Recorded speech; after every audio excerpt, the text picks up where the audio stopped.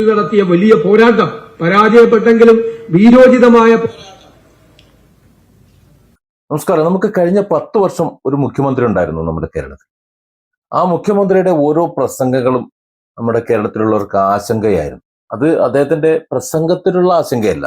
ആ പ്രസംഗത്തിന് ഇനി അദ്ദേഹം ആരെയാണ് കൊടുക്കാൻ പോകുന്നത്, ആരോടാണ് ചൂടാവാൻ പോകുന്നത്, ആർക്കെതിരെയാണ് എഫ്ഐആർ ഇടാൻ പോകുന്നത് എന്ന ഒരു ഭീതിയായിരുന്നു. കാരണം ഓരോ പ്രസംഗത്തിലും ആരെങ്കിലുമൊക്കെ പ്രതിയാക്കേണ്ട ഒരു സാഹചര്യം പ്രതീക്ഷിക്കാമായിരുന്നു. ഇപ്പോ മൈക്ക് ഓളിയിട്ടതിന് അതിന്റെ മൈക്കിനെതിരെ കേസ്, അതുപോലെ അതിന്റെ ഓപ്പറേറ്റർക്കെതിരെ കേസ്, പിന്നെ മറ്റൊരു സ്ഥലത്ത് മൈക്ക് പിടിച്ചു വലിച്ചൊടിച്ചിടുന്നത് കണ്ടു. എന്നിട്ട് അതിന് വേറെ പ്രശ്നങ്ങൾ, പിന്നെ ആരെങ്കിലും എന്തെങ്കിലും ചോദിച്ചു കഴിഞ്ഞാൽ ഒച്ചമ്പിളി നായിട്ടോ അത് വേറെ. അങ്ങനെ അതായത് ഒരു സഹിഷ്ണുതയുടെ ഇതല്ല, ഒരു മാതൃകയാകേണ്ടത് നമ്മുടെ പൊതുവേദികളിലാണ്. നമ്മുടെ ഒരു സ്വഭാവം മറ്റുള്ളവർ മനസ്സിലാക്കുന്നതും പൊതുവേദികളിൽ നമ്മൾ സംസാരിക്കുമ്പോഴാണ്. നമ്മൾ എത്ര തന്നെ തെമ്മാടിയായിരുന്നാലും, എത്ര പോക്കരിയാണെന്നുണ്ടെങ്കിലും, ഏത് മരമാക്രിയാണ് എന്നുണ്ടെങ്കിലും, വേദികളിൽ സംസാരിക്കുമ്പോൾ ഞാൻ ഏതോ ഒരു മഹാസംഭവമാണ് എന്ന മട്ടിൽ ഒന്നുപോലും അനാവശ്യമായി വീഴാതെ സംസാരിക്കും. കാരണം ഇതൊക്കെ ഇന്നത്തെ കാലത്ത് സോഷ്യൽ മീഡിയ നല്ലവണ്ണം എടുത്തിട്ട് ചാമ്പുന്നതാണ്. എന്നാൽ അതൊന്നും ആലോചിക്കാതെ എന്തൊക്കെയോ പറഞ്ഞ് വെറുതെ നാട്ടുകാരെ വെറുപ്പിച്ചു. അങ്ങനെ വെറുപ്പിച്ചത് കൊണ്ടാണ് എന്തൊക്കെയോ കുറെ നല്ല കാര്യങ്ങൾ ചെയ്തിട്ടും അതൊന്നും ജനം ആലോചിക്കാതെ ഈ ജനങ്ങളോട് പെരുമാറിയതും മറ്റു കാര്യങ്ങളും. ഈ നല്ലതും ചീത്തയും പറയുമ്പോൾ നല്ലത് കുറച്ച് ഓർത്തു കഴിഞ്ഞാൽ അത് നല്ലതാണല്ലോ, പക്ഷെ ആ നല്ലതിനെ കുറിച്ച് ഓർക്കാൻ ജനത്തിന് സൗകര്യമില്ലായിരുന്നു, അതിനുള്ള നല്ല ഓർമ്മകൾ കൊടുത്തില്ല.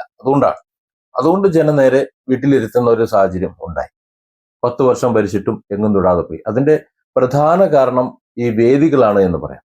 എന്നാൽ ഇന്ന് മാസങ്ങൾക്കുള്ളിൽ നമുക്കൊരു മുഖ്യമന്ത്രിയുണ്ട്. അന്നത്തെ പ്രതിപക്ഷ നേതാവായിരുന്ന ഇന്നത്തെ നമ്മുടെ മുഖ്യമന്ത്രി വി.ഡി. സതീശൻ. അദ്ദേഹം മുഖ്യമന്ത്രിയായിരുന്ന പിണറായി വിജയൻ നേരിടുന്ന അതേ സാഹചര്യങ്ങൾ നേരിടുന്നുണ്ട്. അതിലൊന്നാമത്തതാണ് നമ്മുടെ പത്രക്കാരുടെ മര്യാദയില്ലായ്മ. പത്രക്കാർ എന്ത് ചോദിക്കണം, എങ്ങനെ ചോദിക്കണം, എപ്പോൾ ചോദിക്കണം എന്ന് അറിയാത്ത മര്യാദ കെട്ടവരാണ് നമ്മുടെ കേരളത്തിലെ പത്രക്കാരെന്ന് പറയുന്നത്. അവർക്ക് മര്യാദ എന്ന് പറയുന്നത് അയലത്ത് പോലും പോയിട്ടില്ല. അത് പിണറായി വിജയന്റെ കാലത്തായാലും വി.ഡി. സതീശന്റെ കാലത്തായാലും. പിണറായി വിജയന്റെ കാലത്ത് അതങ്ങനെ പറയുമ്പോൾ അദ്ദേഹം അതിനെ നേരിട്ടിരുന്നത് കടക്ക് പുറത്ത് അല്ലെങ്കിൽ ആക്രോശിച്ചുകൊണ്ടായിരുന്നു.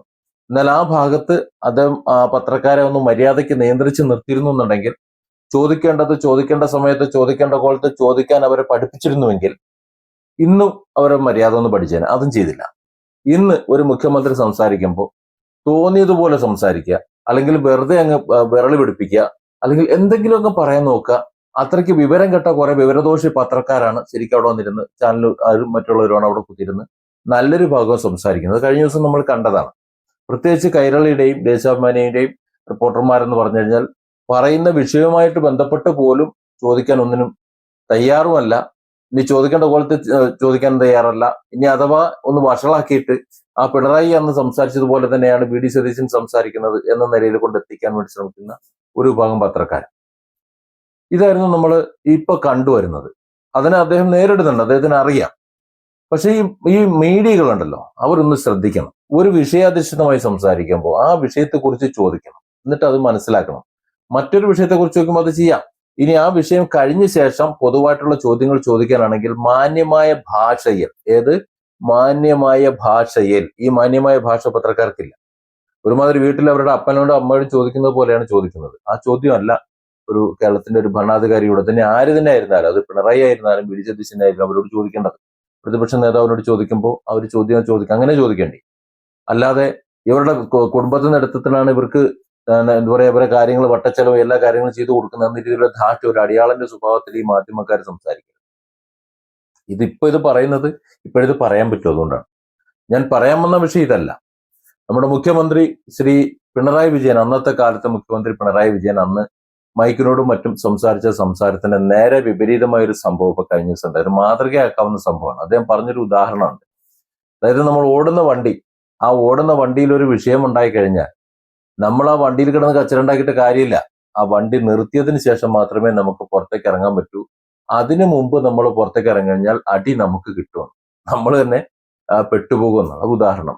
കഴിഞ്ഞ ദിവസം നമ്മുടെ മുഖ്യമന്ത്രി ശ്രീ വി.ഡി. സതീശൻ അദ്ദേഹം സംസാരിച്ചുകൊണ്ടിരുന്ന സമയത്ത് ഇതുപോലെ കറണ്ട് പോയി. അത് വളരെ പ്രസക്തിയുള്ള ഒരു പ്രസംഗമായിരുന്നു, ഒരു പ്രസക്തിയുള്ള ഒരു വേദിയായിരുന്നു. എന്നിട്ടും കറണ്ട് പോയപ്പോൾ അദ്ദേഹം അതിനെ എങ്ങനെയാണ് നേരിട്ടത് എന്നുകൂടി നമ്മളൊന്ന് കണ്ടു മനസ്സിലാക്കണം, പ്രത്യേകിച്ച് നമ്മുടെ ഇവിടുത്തെ മീഡിയക്കാർ. അതൊക്കെ മാരിടൈം ഹിസ്റ്ററിയിലെ വളരെ രസകരമായ ഇൻട്രസ്റ്റിംഗ് ആയിട്ടുള്ള പാർട്ടാണ്. മാരിടൈം ഹിസ്റ്ററി ലോകത്ത് ഒരുപാട് ചരക്ക് വ്യാപാരങ്ങൾ പണ്ട് മുതലേ എത്രയോ നൂറ്റാണ്ടുകൾക്ക് മുൻപേ നടന്നിരുന്നു എന്ന് തന്നെയാണ്. ഇപ്പൊ മുസരീസ് തന്നെ നൂറ്റാണ്ടുകൾക്ക് മുൻപ് കൊച്ചി എന്റെ പറവൂരിനും കൊടുങ്ങല്ലൂരിനും ഇടയിൽ ഒരു തുറമുഖമുണ്ടായിരുന്നു. ആ തുറമുഖത്തിന് ലോകത്തിലെ 31 രാജ്യങ്ങളുമായി വ്യാപാര ബന്ധമുണ്ടായിരുന്നു. നമ്മുടെ സ്പൈസസ് ആണ് അവരെ മുഴുവൻ ഇങ്ങോട്ട് കേരളത്തിലേക്ക് ആകർഷിച്ചത്. പിന്നെ അത് രാജ്യത്തിന്റെ വിവിധ ഭാഗങ്ങളിലേക്ക് ഇവിടെ പറഞ്ഞതുപോലെ 10,000-ലധികം കിലോമീറ്റർ ദൂരമുള്ള തീരദേശമുള്ള ഒരു സമുദ്ര രാജ്യം കൂടിയായി കേരളം മാറുന്നത്. പോർച്ചുഗീസുകാർ വരുന്നത്, പിന്നെ ഡച്ചുകാർ വരുന്നത്, പിന്നെ ബ്രിട്ടീഷുകാർ വരുന്നത്, പോർച്ചുഗീസുകാരുമായി സാമൂതിരി രാജാവ് ഏറ്റുമുട്ടുന്നത്, കുഞ്ഞാലിമരക്കാർ നടത്തിയ വലിയ പോരാട്ടം, കടലിൽ നടത്തിയ വലിയ പോരാട്ടം, പരാജയപ്പെട്ടെങ്കിലും വീരോചിതമായ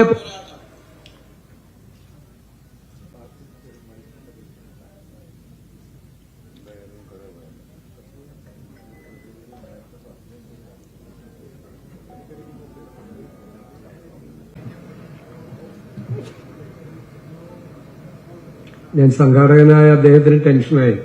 സംഘാടകർക്ക് ടെൻഷനാവും, ഞാൻ ടെൻഷനാകാതെ അവിടെ ഇരിക്കാനാവും. ഞാൻ എപ്പോഴും പറയും, ഓടുന്ന വണ്ടിയിൽ കയറി നമ്മൾ ഓടിയിട്ട് കാര്യമില്ല. വണ്ടി നിർത്തുമ്പോഴേ നമുക്ക് ഇറങ്ങാൻ പറ്റുള്ളൂ.